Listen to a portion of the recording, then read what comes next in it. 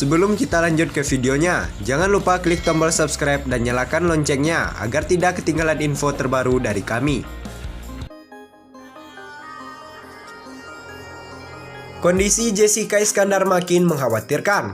Benjolan daging di leher menakutkan.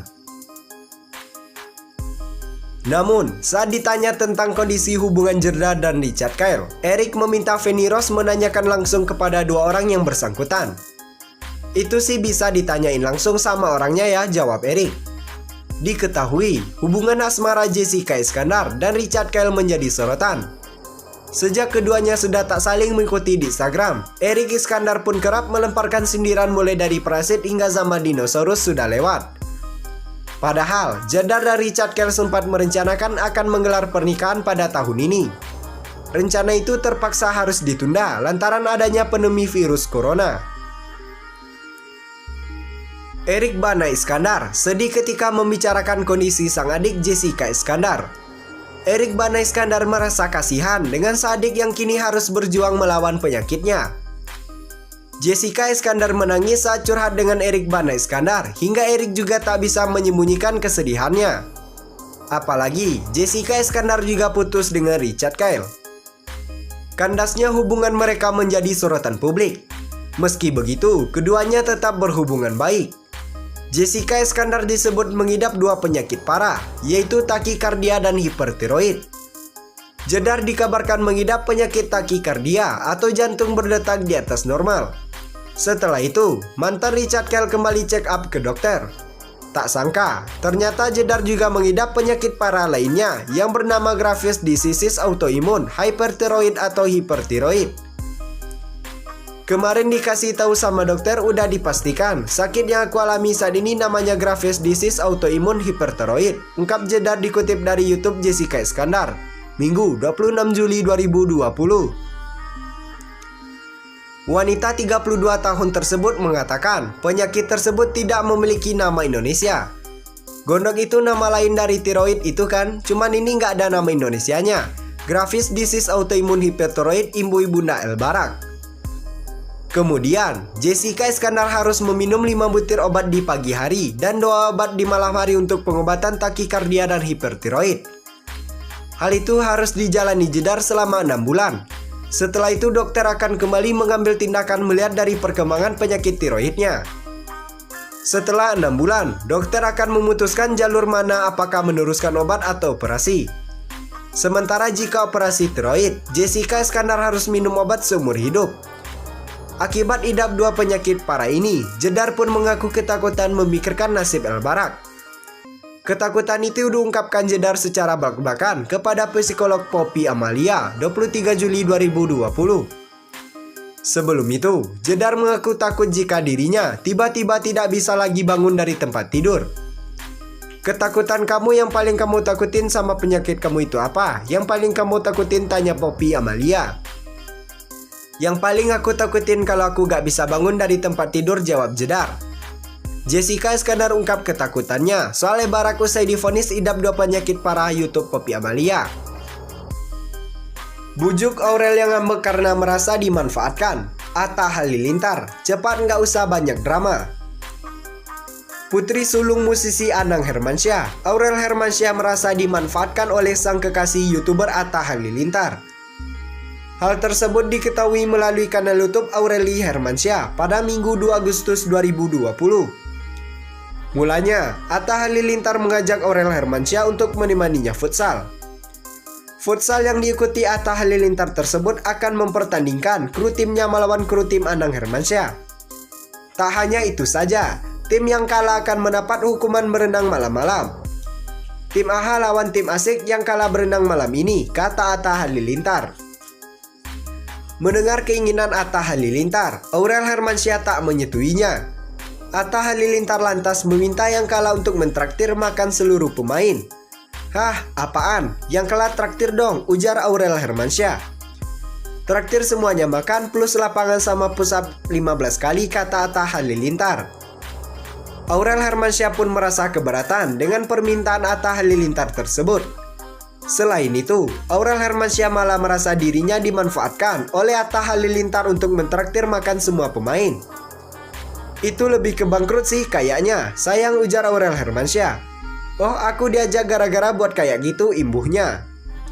Dengan maksud bercanda, Atta Halilintar membenarkan pendapat Aurel Hermansyah tersebut. Iya betul, kata Atta Halilintar.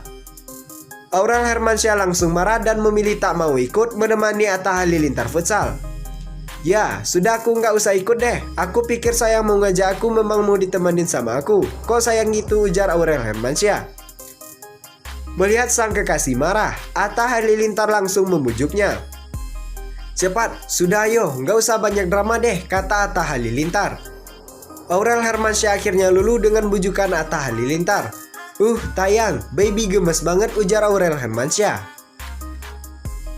Pada awal permainan tersebut, mulanya Aurel sempat membongkar satu di antara beberapa rahasia Atta. Pelantun single kepastian itu kebetulan mendapat kertas pertanyaan soal Atta. Pertanyaan itu berbunyi sebagai berikut. Hal konyol apa yang kamu ketahui dari dia? Aurel lalu mengatakan bahwa hal konyol yang dimiliki oleh kekasihnya itu adalah kerap kentut di sembarangan tempat. Suka kentut sembarangan, ucap Aurel. Kemudian para pemain itu orang yang merasa sesuai dengan kriteria yang diungkapkan oleh Aurel harus mengaku. Ketika Aurel membacakan hal tersebut, semuanya belum mengetahui bahwa nama di dalam kertas pertanyaan Aurel adalah Atta. Saat itu Atta belum mengaku, justru Tarik, Anang, dan Ashanti yang mengangkat tangan mereka dan jujur kerap kentut sembarangan. Aku terkentut pernah sembarangan, kata Atta yang masih belum mengaku. Ayo ngaku, siapa yang suka kentut, brot-brot gitu, pokoknya, sindir Aurel. Tarik merasa kekonyolan yang disebut oleh Aurel lebih condong kepada sifat yang jorok. Kentut sembarangan kayaknya bukan konyol tapi jorok, kata Tarik. Aurel lalu menceritakan mengapa dirinya melihat kentut sembarangan sebagai hal yang konyol. Itu lagi lucu momennya jadi gua ngakak, kata Aurel. Kita lagi main bareng-bareng, tiba-tiba brot kenceng banget, tambahnya. Mendengar deskripsi Aurel, Ashanti langsung menebak bahwa orang yang dimaksud Aurel adalah Atta. Aurel langsung membenarkan tebakan ibunya tersebut. Sayang, kamu nggak mau ngaku, kata Aurel kepada Atta. Coba Tarik adiknya klarifikasi, ucapnya. Itu memang betul, ucap Tarik menyiyakan pertanyaan Aurel bahwa Atta memang kerap kentut sembarangan. Raffi Ahmad akui kerap cekcok hingga sempat ingin ceraikan Nagita Slavina dari tahun pertama kusut. Presenter Raffi Ahmad secara belak-belakan mengaku rumah tangganya dengan Nagita Slavina sejak awal berjalan kusut. Sejak tahun pertama, Raffi menyebut kerap cekcok dengan istri yang sudah memberinya satu anak itu. Hal tersebut diungkapnya dalam tayangan YouTube Daniel Mananta, Minggu 2 Agustus 2020. Tak hanya berjalan kusut, selama memindah rumah tangga Raffi dan Nagita bahkan sempat saling meminta cerai. Dari dia, dari gue, tapi kalau masalah kecil enggak, kalau masalah besar mah iya, ucap Raffi. Dia pernah minta cerai, tapi dia nggak berani juga ke pengadilan. Karena itu, Raffi pun tak menampik rumah tangganya kerap diselimuti permasalahan. Hingga pernah meminta cerai, Raffi dan Nagita akhirnya sama-sama terbuka soal kesalahan masing-masing. Kita juga pernah mengalami masa susah, di rumah tangga nggak mungkin nggak pernah berantem, ujar Raffi. Dia minta cerai, gue udah minta cerai. Kalau udah begitu mendingan gue ngomong aja sejelek-jeleknya gue. Sebagai manusia biasa, Raffi pun enggan menutupi kesalahannya, begitu pula Nagita. Raffi lantas menyebut kala itu membuka semua kesalahannya pada Nagita. Ungkapin aja semuanya, jujur aja semuanya, nggak ada yang ditutupin biar dia tahu semua, ucap Raffi. Udah kan lo tahu semua, lo masih mau sama gue nggak? Jujurlah, gue bukan malaikat, pasti gue banyak melakukan kesalahan, tambahnya. Setelah lama berdebat kala itu, Raffi dan Nagita akhirnya memutuskan untuk saling memaafkan. Bahkan, dari semua pertengkaran masa lalu, Raffi mengaku bisa mendapat banyak pelajaran hidup. Gue ibaratnya udah terbuka sama dia, sampai gue berserah diri, ibaratnya kita masih mencari-cari, kata Raffi. Mendingan dari mulut dia, dari mulut gue kita sama-sama keluarin, lo maunya apa?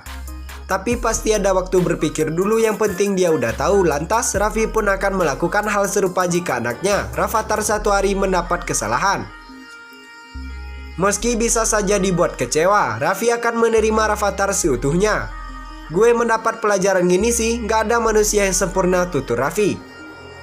Bahkan, nanti anak gue pun Rafathar suatu hari kalau dia mengecewakan gue, yang dia sengaja tidak sengaja pun dia darah daging gue yang gue banggakan. Ya gue harus menerima, jadi intinya gue harus menyadari bahwa rumah tangga itu yang di samping kita kalau dia bisa menerima segala kekurangan kita.